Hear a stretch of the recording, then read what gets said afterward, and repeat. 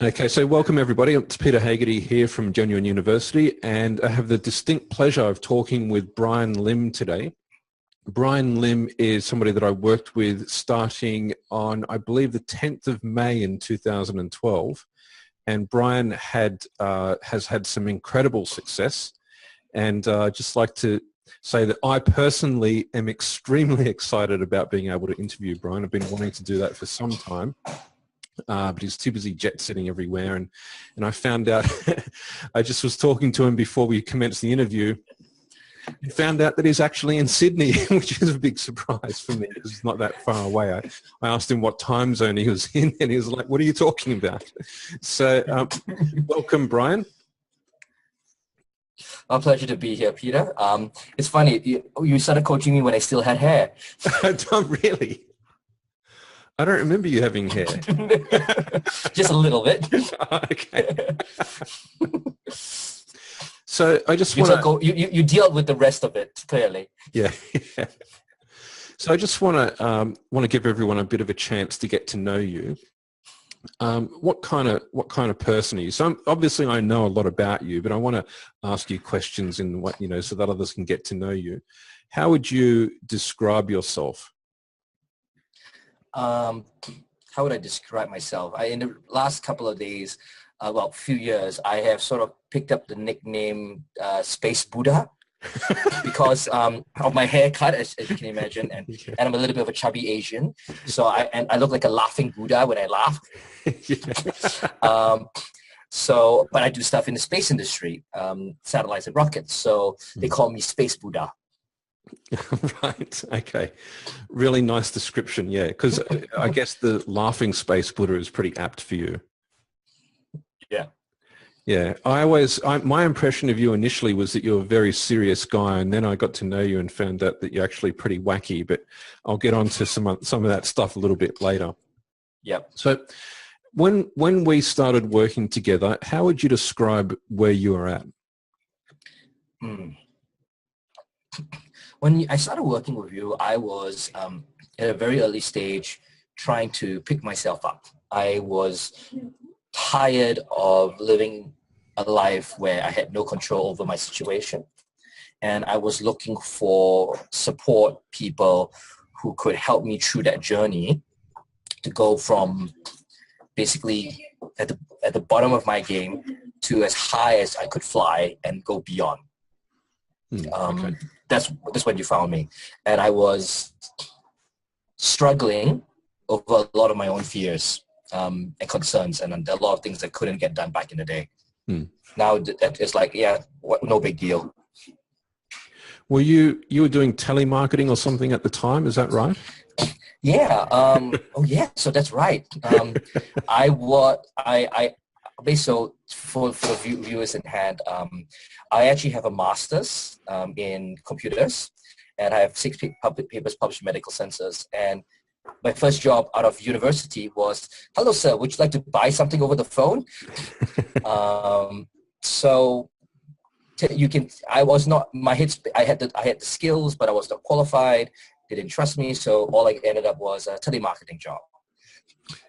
Wow. And was that, so you were selling computers over the phone? Mm-hmm. Right. So it's a bit like you go and get this wonderful education, and then you end up in a situation where you can't really apply everything that you know. Yep. Okay. So when you said that you were governed by your own fears and trying to pick yourself up. Mm-hmm. Are you okay with sharing how you thought or felt about yourself at that time? Yeah, sure. When I first started working with you, I was really uncertain with myself. I had very little confidence. All I had was a piece of paper, and when I got into industry, it was like, it doesn't matter. We don't consider it valuable. And I'm like, what? You're just telling me 6 years of my life has just got wasted? I was coming out of a difficult mindset situation with my emotional state, because I actually moved from Singapore to Australia, and I living quite a lonely life. So I didn't have many friends. I also was like struggling to get my work done and studies. And I was like, I don't know where to go from here. I was working 12-hour days and going home completely exhausted, waking up no energy, and my life completely crumbled. And just before I started coaching with you, I actually gained like 30 kilos. Right. Okay. So basically, it sounds like you were getting worn out, and this is. I'm finding it a little bit hard not to just jump into coaching you on where you're at that point. So I want to interview you for the benefit of others. So I'm making that statement so that I'll stop going down that track. So when you got moving, what was the biggest thing with getting started? Like what kind of difficulties did you have with getting started? I had a big fear of not being good enough. So I wanted to do things, but I was too scared that I would not even make the cut, and therefore I would be too scared to apply. And that would translate to even me asking women out. At the time I spoke to him, I had not had a relationship for 10 years, no, with any women. So I was very scared to actually ask things for myself, and that translated to work, play, education, all parts of my life. Okay. So it sounds like there was, like your life was shrinking, so to speak, or it had been for a little while. Okay. Yes. So if we paint a picture of you if we paint a picture of you back then, you're a guy who's got a master's in computer science and you've got medical papers published. I'm gathering you don't have a degree in medicine or anything, but you've got peer-reviewed medical papers. Yes. So you're not exactly the average run-of-the-mill person, but still there's a perception of not being good enough or something. Is that? Yeah. Right. Okay. So no matter how educated we are or how rich we are, I guess you can relate to the idea that we can still have pretty crippling self-doubt. Yeah, totally. I mean, no matter where, I've met a lot of people, and I can say that no matter where everyone still doubts how far they can actually go. And it takes someone else outside of them to actually stop them and go, you can do better, go do that. And they will, and I know it was me at the start, resist like mad, go, no, I'm going to kill myself because I'm not going to make it. And it would be like, dude, I'm just asking you to cross the road to buy a coffee. Yeah. But we would have that, and it just varies from people to people. Yeah. Well, I mean, I never experienced you being quite overtly pathetic like you just acted just then. But obviously that's something that's going on inside, right? So, so having said all this, where are you now? How would you describe what you're doing and where you're at right now? I would love to tell people that I figured out how to outsource my hair, but that's not true. So what actually is that I'm running a company called Hypercubes. It's a company I created. We figured out how to build a shoebox-sized satellite that can do chemical analysis of the Earth from space. Wow. Now, and this is what we're going to do in agriculture, mining. We're going to make a big difference because we can do plant species, tell you what it is, fertilizer, water, and so forth. And we're talking to a lot of institutions, and we're in the process of trying to get this company off the ground and launch our first satellite. Wow. Okay. So the application of what you're doing has, it's pretty mind-boggling, right? There's so many different things you can do with it. And I know you've described it to me, and I find it hard to sleep after I've spoken to you because I keep on thinking about all the things that you're doing. And I get a bit overexcited. How do you think I fall asleep? If you're having a hard time sleeping, think about me thinking about it all the time. Exactly. But you love doing what you're doing, right? I definitely do love what I'm doing. I've realized that I love more the impact I'm making on the world than the technology or the business so much itself. I do love space and the work I do for sure, but what wakes me up every day knowing is that this is what I'm doing that can actually make a difference in the world. And what difference do you want to make? If it turns out exactly how you want it to, how is that going to look? if you can break it down. Okay, if I had an ideal position, and I'm not saying this is realistic, I'm just saying this is where I am ideally in my head. I would like information about the environment you live in to become the equivalent of a basic human right. How can we provide an infrastructure to give so much information about your environment that you live in, the things you do in it for you, your family, to the point that it has improved the human condition sufficiently to the point that to not have it will be a violation of human rights. Wow, that's pretty extraordinary. So the idea is that people have a right to know how they and others are affecting the environment which they depend upon. Yes. Okay, that's a pretty huge social shift, and that's exciting. And it's having something be such a huge goal. I mean, we can talk about Brian Lim, Hypercube Guy, Space Buddha, and we can say all these things, but the core of what you're talking about here is initiating the creation of a new basic human right, which also incorporates sustainability, it sounds. Mm-hmm. Wow. Okay. So that's, I don't know if I'm going to sleep tonight as a result of hearing that. So this is all really inspiring, and it's a little bit imprecise for people who might be listening to this. Mm-hmm. What are some milestones that the average person can relate to that you've experienced in the last 5 years or so? Average milestones in the last 5 years or so. So one of the milestones I would say is when you get into bed, you curl up in a ball and you're crying your eyes out, thinking the whole world is coming to an end. That's a milestone. Yes.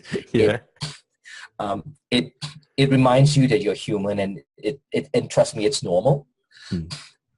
I would say a serious milestone that I was the point I knew that I actually could do what I was talking about. And what a lot of people I hang out with in my life at the time were people who were there because that's the life I created. And that was me playing small, being small. And I would want people around me being small so I feel okay. But the moment I wanted to play big, I actually curled up in a ball and cried because I suddenly had no one I could turn to for help. But it was also in my moment of pain and suffering that I realized that I'm growing beyond what I have created.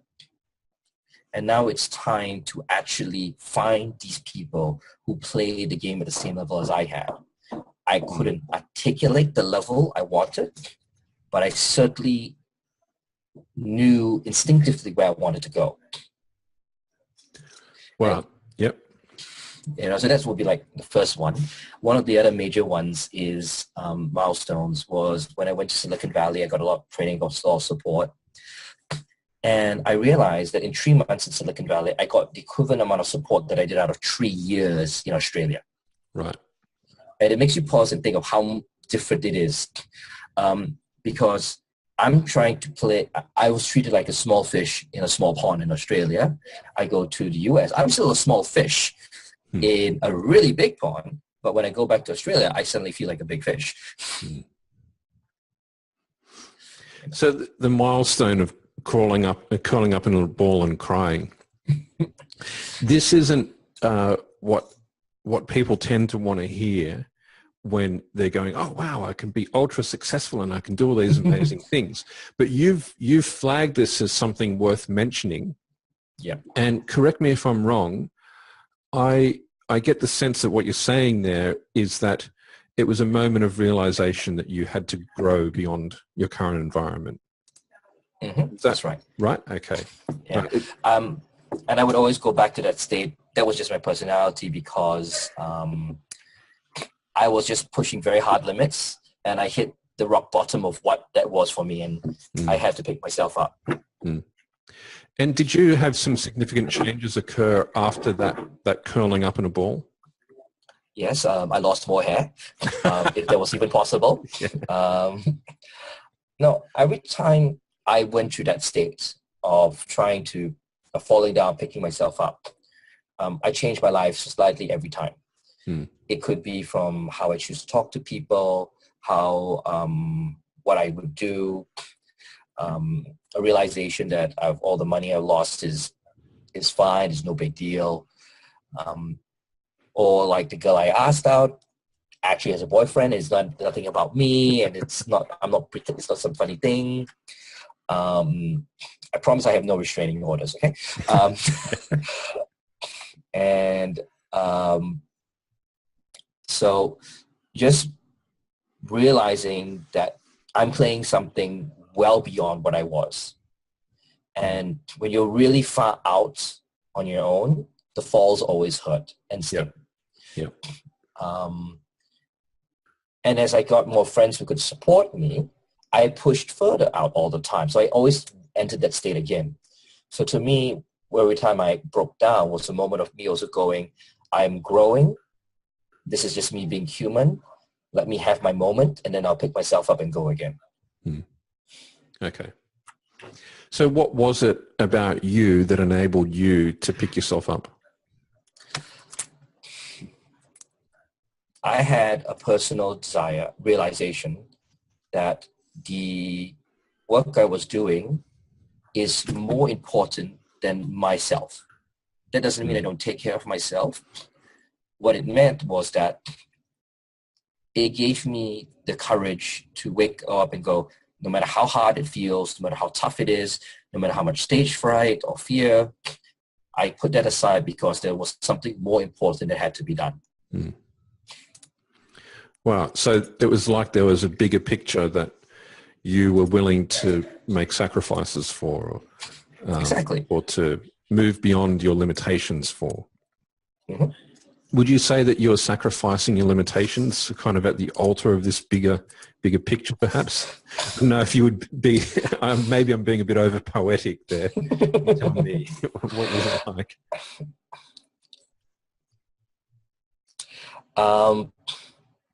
Since you mentioned poetic, it felt like, you're on the pirate ship and you're walking the plank and you're blindfolded. And, you don't know when the plank is going to end. You just have to walk. At some point, the plank starts, shaking because you're on the out. And then you get off the plank and you're like, oh, what the hell? And you're just like frozen state for like, I don't know what just happened. And you fall in the water. And there's sharks around, right?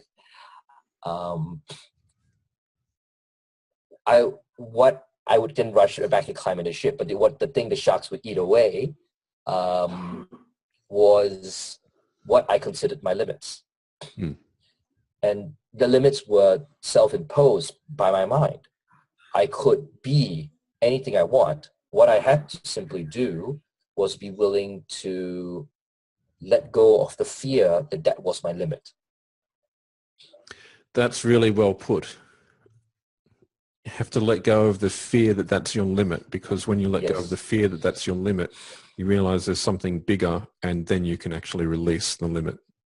That's right. Nice. So it's about having something bigger to move to. So instead of walking the plank, you're actually kind of walking to another vessel, so to speak. Is that? Yes. Yeah, I know we're laboring analogies here. So you've been a lot more revealing than I anticipated, and I personally feel that this is gold. But what sort of milestones have you had in your life? Because it sounds like the milestones that are really valuable to you are the realization milestones that you can exceed your limits. But you've had some pretty significant milestones that other people could easily go, wow, that's pretty amazing. And these are in the outside world. And I was actually asking about those, and I got something that I personally think is far more valuable. But for the people who may not be so entranced with the inner journey as you and I might be, what's happened in the external world that you could kind of point to as this is how I know that I've achieved something here? All right. So on like receiving coaching from you, one of the things I had was the fear that I was able to provide value to others. Could I actually provide value and help other people? I want to help people. So what happened was I actually started helping people the best I can. And I actually got a telemarketing call. And being a previous telemarketer, I actually was nice to the guy.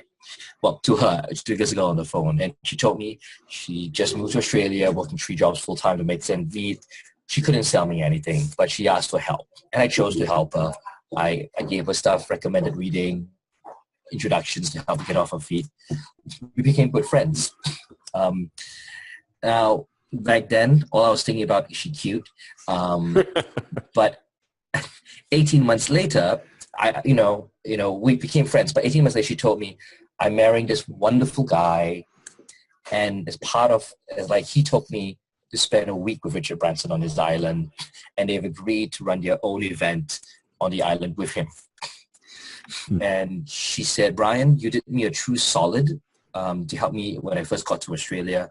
You have been a great friend and you're doing cool stuff in the space industry. Do you want to go? And that literally was my assessment of whether I should get to Richard Branson and say hi to him. Well, of course, I'm like a fool. I said yes. And I went. I had this incredible 1 week with him. And I will tell you that right up to the 3rd or 4th day I was on the island, I had 7 days there. On the 3rd or 4th day on the island, I was still in the mode of, I cannot believe I am here. I feel like an imposter. I feel like I'm going to royally screw up. And he's going to think I am the worst guy out there. And then I went, you know what? I did get here. I was doing a little bit of maths. Based on how many people he takes, only 30 people at a time on his island. So there's only, since the entire island existence, about 30,000 people could have ever attended, and he doesn't spend time with all of them. So that changes this numbers even again. So I'm part of this rare cohort of sub 30,000 that have spent time with Richard Branson, like really spent time with him. Nice. And so, yeah, that's how it portrayed externally to the world that I was getting somewhere. Nice. You are selling yourself short because you're way too humble, buddy. For the viewers out there, he's telling me that seeing Richard Branson for a week on his private island is selling myself short. I still don't believe him. Yeah. Well, do I need to remind you that you did a successful presentation to Richard Branson? Yes. Yes. And out of the people, am I revealing too much? Would you prefer me to shut up? Don't worry. That's fine. Don't worry about it. Considering when it happened, no big deal. Yeah. Okay. So this is something that you did a presentation about hypercubes. Mm-hmm. And this is something that he remarked that he was very impressed by.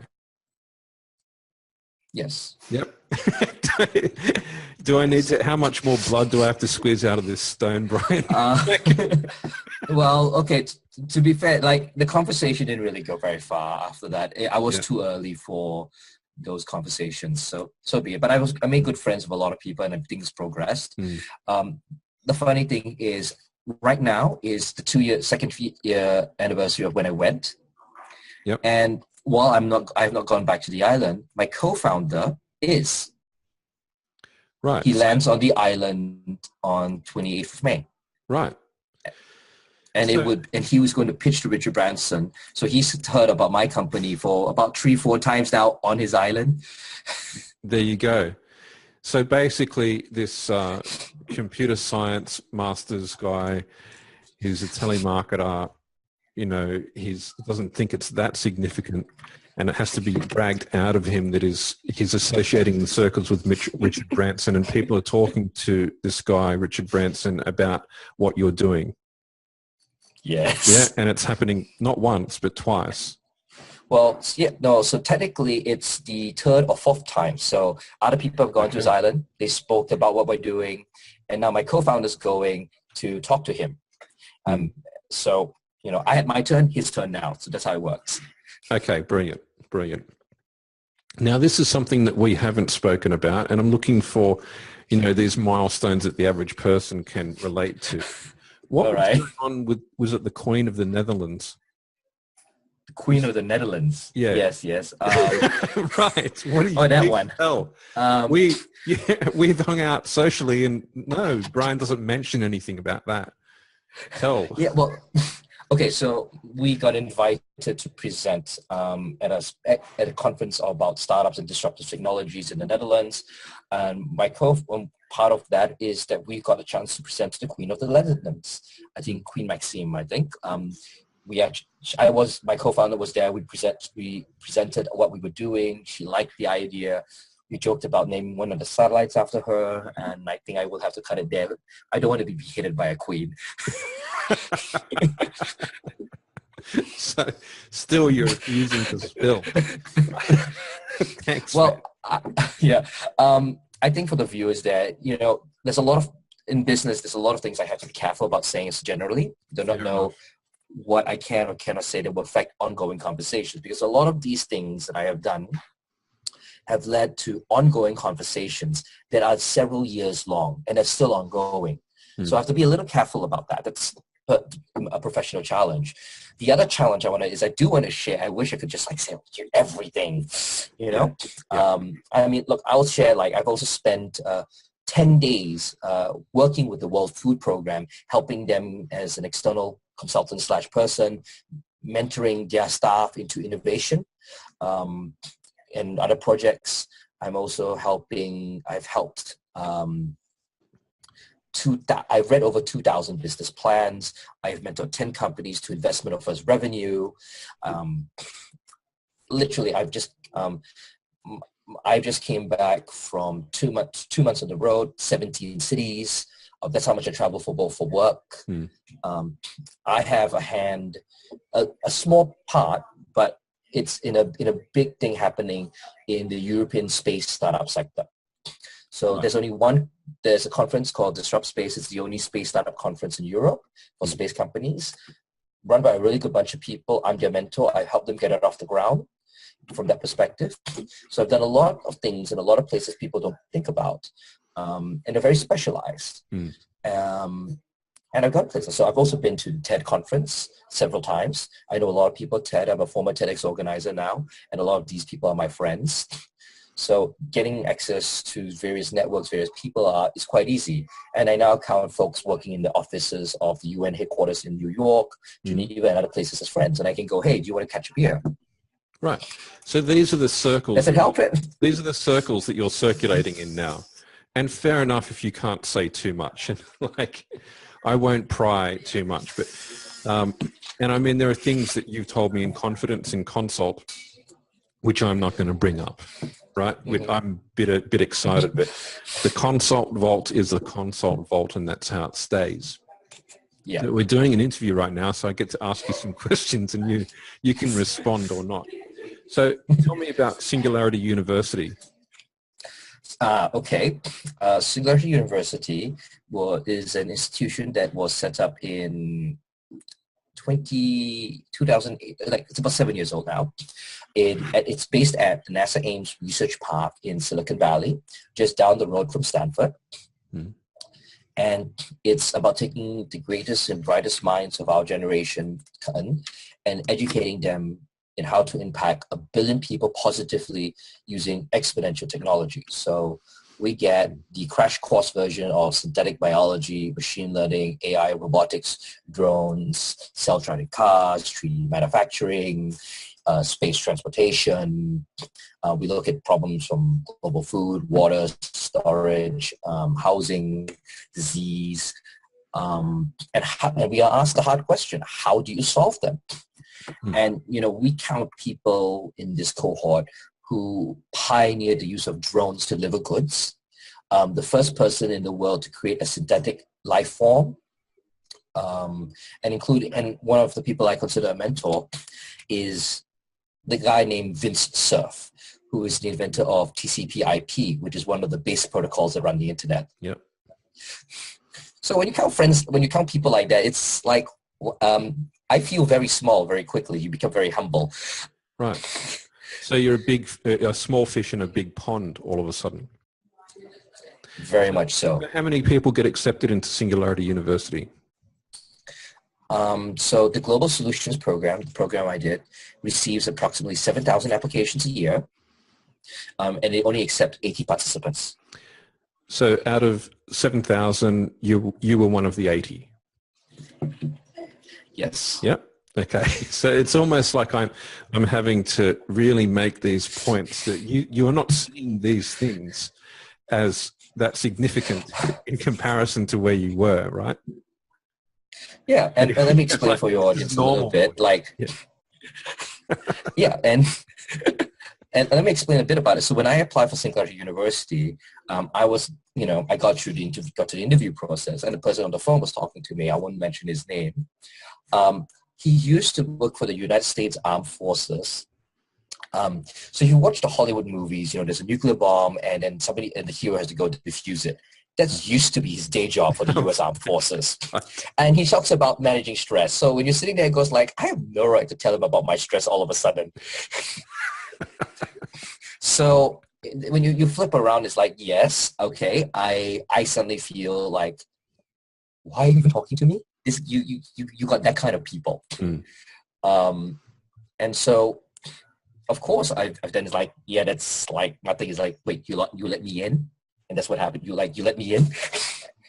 That kind of thing. So, I've done, Peter's right, I've gotten through statistically some very challenging odds, like 7,000 applicants to get into 80 slots to get in.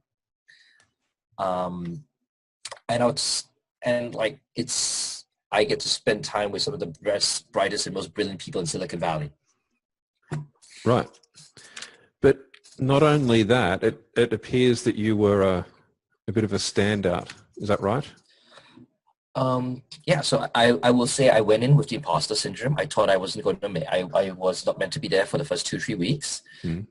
By the end of the program, 10 weeks in, I was pulled aside by one of the staff and said, there's no like best of class in the program, but if there was, you would have won it hands down.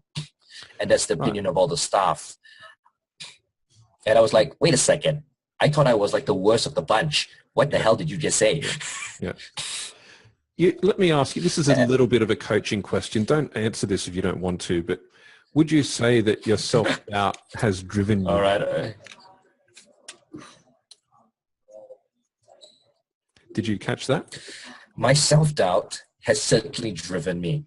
But what my self-doubt is in certain areas is changing. I used to self-doubt my ability to whether I could even finish a form to apply for programs like Singularity University, versus the self-doubt of now like, okay, can I find a way to get into the United Nations and do business with them? So I would say that my self-doubt used to be here, and I would be like, this is where I am, and then this is what's happening. I can do more. My self-doubt still stays above me. Right. Okay. So you're preserving that self-doubt because it carries you forward, is what it sounds like. I would love to get rid of it, but I can't. So I'm still living with it. And what you can't live, you got to learn to live with, and you got to learn to empower yourself with it, right? Yep, absolutely. What a brilliant way of responding to that.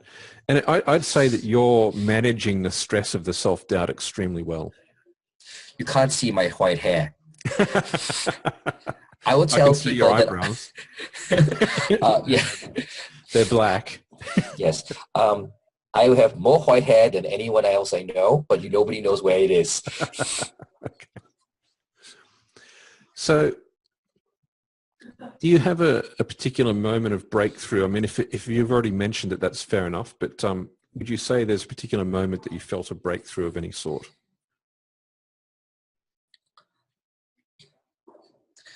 Okay, so a moment of breakthrough. It's one thing to go off and do courses and everything. It's people take your money, they accept you the program, they have their own metrics and quotas. there is things you could, sell out yourself and say you're not that good. Now, after I did the program at Singularity University, I sat down with my co-founder, he's today, and we started building this company, Hypercubes. And we applied to another program, which was their accelerator program. They gave us cash, they took equity, and they want to help us build into a business. They reviewed us, and we got into the program. And this is a big flip, because it goes from you giving money, or like, please let me in, to I'll give you money because I believe in you to do stuff. And that's $100,000 US. This, and that translated to 130,000 Australian. So that's not a small sum of money, but it's a fair bit of money to get you going. And when I spoke to them, it's like I was like, why did you let me in? Like I said, I don't meet my own requirements to get in the program if I was reviewing. And they said, because we like you, you are the wild card. You're the hardest project, but you also represent the biggest opportunity.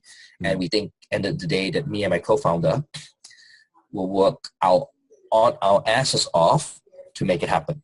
And that's what sold us across the line. Not because we had a product at work, not because we had money, like customers or anything. We were sold on the fact that they knew that we would work harder than anyone else. Right. So, and that was for me that was a voting of character, that I am of the right kind of character and person that people wanted. And have you been shy about demonstrating that character in the past? I have been shy about demonstrating the character in the past for a very long time. And as you can tell in this call, I still play myself down, but still. But the problem now is that I play myself. I just spent a week with Richard Branson, just a week. Yeah. Kind of mentality, and that's the thing. So I still play myself down. I still think I do it, but because I've also done a lot, it lands in the faces like just a week. Really. I remember you saying, I don't think I'm revealing too much here, but I remember you saying that you're at events early on when you started on the space entrepreneur path. And if people asked you what you were doing, many of them, you'd say, well, I'm a space entrepreneur and I want to do this, that, and the other. And they just look at you like you're crazy and say, oh, look over there, and walk off. Is that something that you do you remember? Yeah, I remember very well. When I first started, you gotta remember, this is like 2013, 2014. And Australia has nothing space. Like this year, we're going to have the International Astronomers Conference in Australia, and space is now front and center of the Australian mindset. But 2013, 14, SpaceX hadn't even got its contract with NASA sorted yet. We're still everyone's still going, why do you want to be here? There's no industry here. There's no business. It's way too hard, way too expensive. Everything's $1 billion. Why go in? And so when I tell people I'm a space entrepreneur, they go like, the guy's crazy. Walk away. Yep. So now the Australian space industry is kind of getting a lot further along. Have you had anything to do with that? Yes, I have. Do I have to squeeze the stone here? You have, no, guys, when he squeezes a stone, it really hurts, trust me. So what happens here is that, okay, so I spoke to a lot of people, and I've helped bring a lot of people into the space entrepreneur scene. So early on, I started the first Sydney meetup for space entrepreneurs. It has been going strong for 3-4 years now.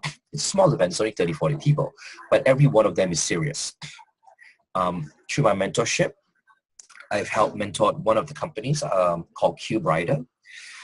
They launched the first Australian mission to the International Space Station. Wow. And that was done in this year, 2017. I'm very proud of them. That's their credit. That's their call. I just call myself the mentor, and I'll just take credit for that. So Yeah. how would you describe the role of a mentor? To pull you out of your own shit when you're too busy looking for your own shit. And to hold the spotlight when you are on stage. That is beautiful, Brian. Can I steal that? Yes, you can. Okay, it's poetry in my mind. Yeah, from shit to spotlight. Yeah.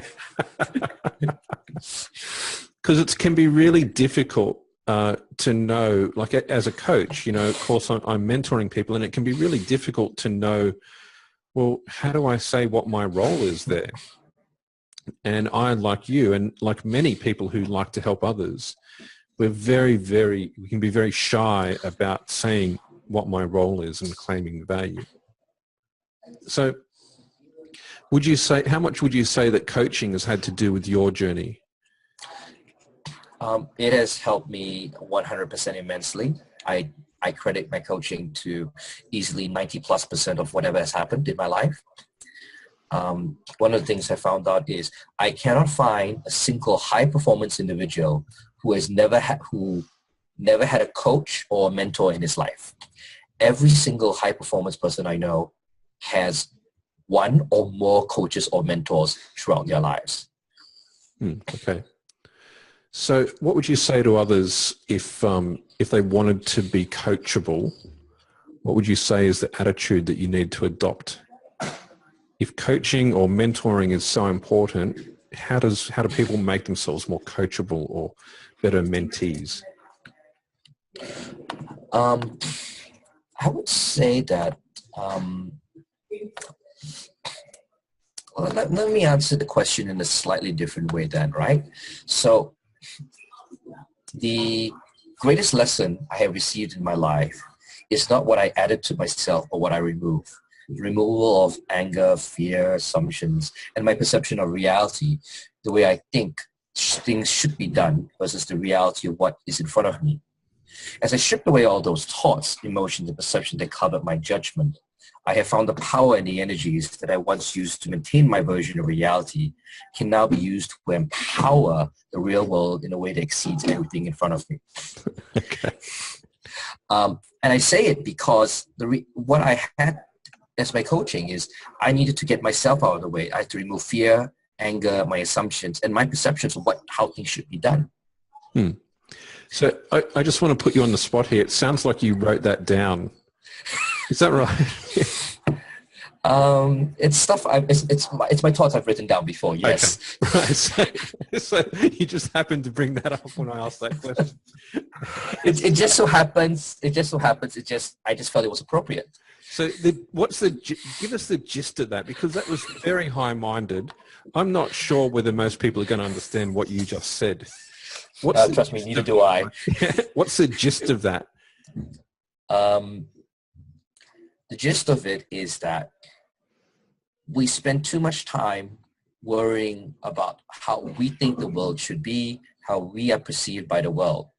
But we need people to tell us, no, don't do it this way, and try, experiment. To be coachable is to listen, to understand, and to experiment. Because a coach is there to get you to try things you can't do or you won't have naturally done. Because if you could have, you would have already done it. Okay. Wow. This is gold. This is real gold, because, I've got to say, as a client, and I don't want to sound like we're part of a mutual admiration society, but it's been very, very rewarding for me as a coach to work with you as a client, because no client ever does everything you tell them to. It's their own life, right? For God's sake, they're not a machine. They're not a robot that you program. They're a unique individual. And the thing is that you didn't do everything I asked you to do. You did most of it. But when you weren't doing what I asked you to do, you were always doing something far better. And it was like you managed to look at, because that willingness to experiment that you're talking about, you had that attitude in your own life. And I will never forget, I sat down with you one day in person, And you were like, I've enrolled in Space University. And I was like, what? What did you do? We've been working on something unusual is going to happen, Brian, and be open to something strange occurring. And no, you weren't open to something strange occurring. You just went out and did something real strange compared to where you were. You know, the telemarketer guy who's working way too hard and kind of giving away his skill and talent. I won't say where, giving it away in places where it wasn't appreciated. And now, I've enrolled in Space University.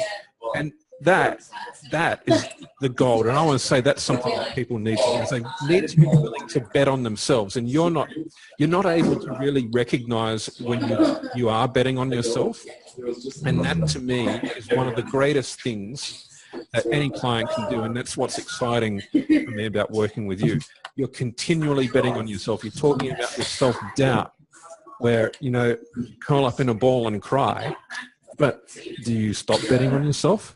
No chance. Yeah. You just keep on keeping on with the investment in the possibility that you've got something worthwhile. And I just want to kind of take my hat off to you. I'm not wearing a hat, but take my hat off to you and kind of, because, you know, coaches kind of like to go on about how well they've done for their client, but really there's a marriage there of the two things. You know, like there's a partnership happening there, and the client doesn't believe in themselves or isn't willing to have an experimental thought that maybe I've got something of value. There's not much that you can do. So, yeah, a bit ranting a little bit. I'm sorry, but do you have any response? Do you want to respond to that before I ask you something else? You know, like when I would start coaching, like these like things that Peter brings up about my life, it will be the things like, oh yes, I want to do those things too.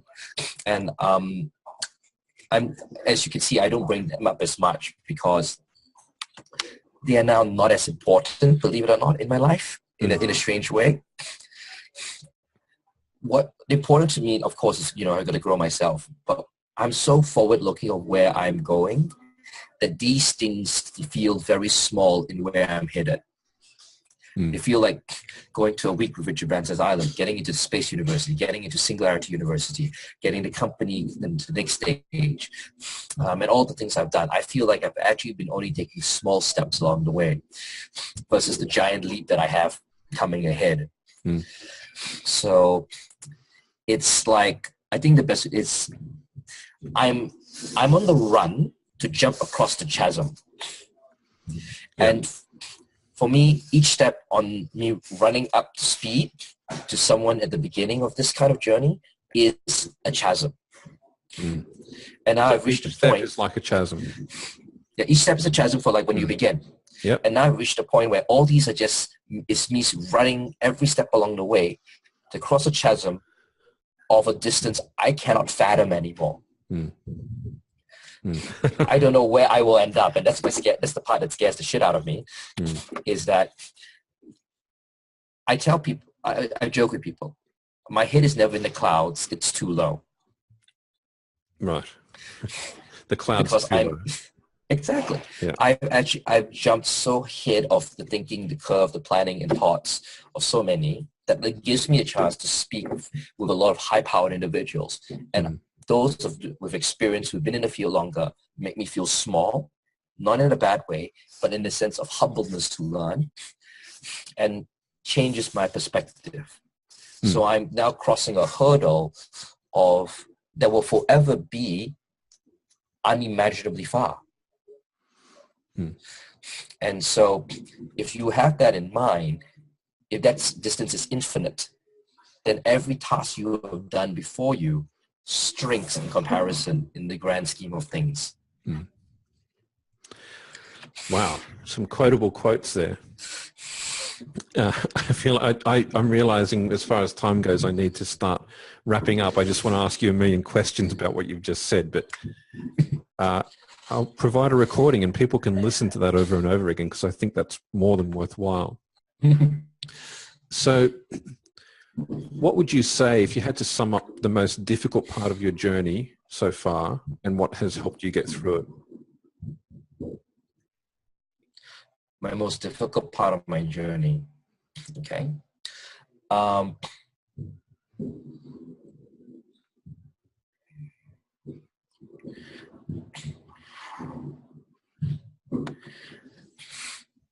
I think the most difficult part of my journey, is realizing that I can deliver more to the world than I actually believe. I thought at the start of my life, I could only be selling stuff on the phone, really low value stuff for the longest time. And to actually click in the moment to do what I want with space, that I could actually do everything, I needed to have my own courage to go, do I trust enough in myself? Do I bet enough on myself to take that journey? Because it's my idea, it's my creation in that sense. Mm-hmm. Do I believe enough in my own ideas that I should actually chase them? That was one of the hardest things I had to do. And once I made the call that I will trust myself, and I had to make it time and time again, it's like a muscle, I crossed the line. And now I trust that I can create ideas, plans, and projects that actually make the difference. And people listen, and sometimes I go like, guys, it's even crazy for me. What are you planning? But to them, it's doable, and they want to execute on it. I'll say this. I was at a conference in Virginia, speaking with a lot of people in security, like national security conference. And I get up to speak, and I gave a simple talk about what kind of technologies you need to keep an eye out for. And I gave a simple example of how much would it cost? How would you build a Death Star? And I said it would cost $10 million. And they said, this is how you do it. I actually had an offer for $10 million to build the Death Star.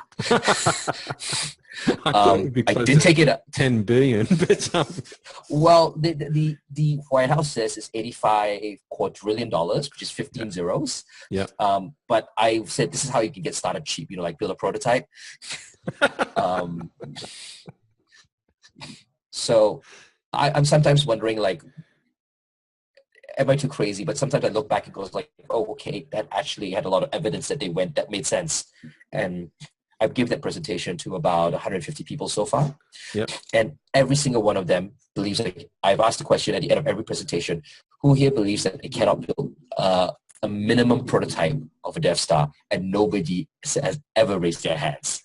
Wow, that's fantastic. So you're taking people with this iconic kind of movie reference and using it as an example and bringing it into reality in their minds, and they have a much greater belief in themselves as a result of this experiment, mental experiment. Yep. But I'm glad that you described this, because now I don't feel so bad about calling you Asian Dr. Evil. $1 million. I will have my laser. So just on that note, you have a repertoire of evil laughs, right? Just for this, because you are in fact evil. I'm considering that I'm in a public place. I think I will have to say no on that one. I will happily do a recording for later if you have, but not right now. Okay. Well, if I can get a recording of that at a later time, I'll cut that into this recording. So it's for those of you listening, it's pretty impressive, and when you hear it, you'll understand why I'm kind of pushing Brian to share those laughs. And as promised, here are those evil laughs from Brian. What's the matter, Batman? Can't get your tongue? I expect you to die, Mr. Bond. Now the spell is complete. I just love being insane.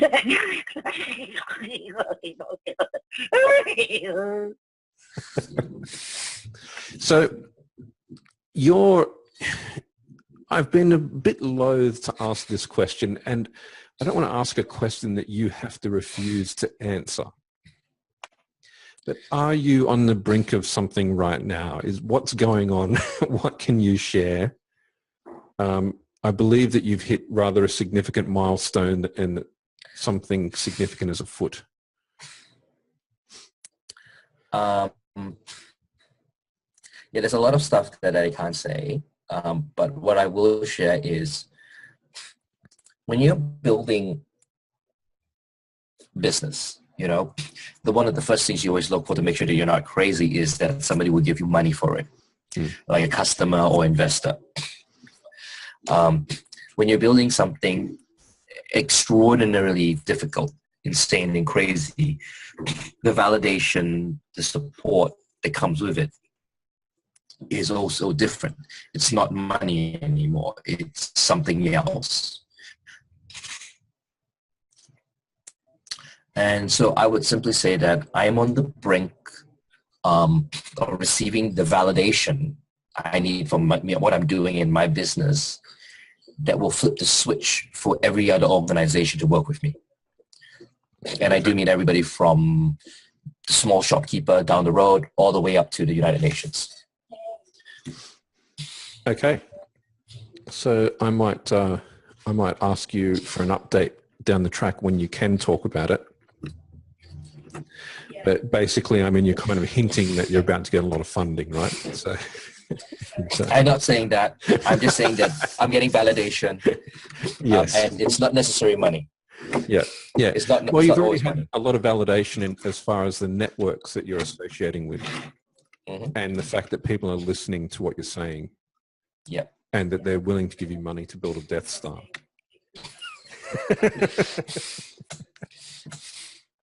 Yes. Okay.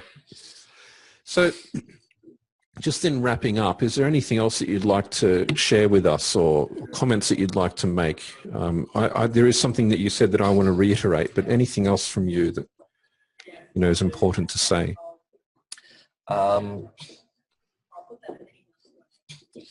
There are, so in a journey or in any journey to get to where you want to go from point A to point B, be it to cross the road, equivalent in your life, or to climb your Mount Everest, there will be a lot of ups and downs.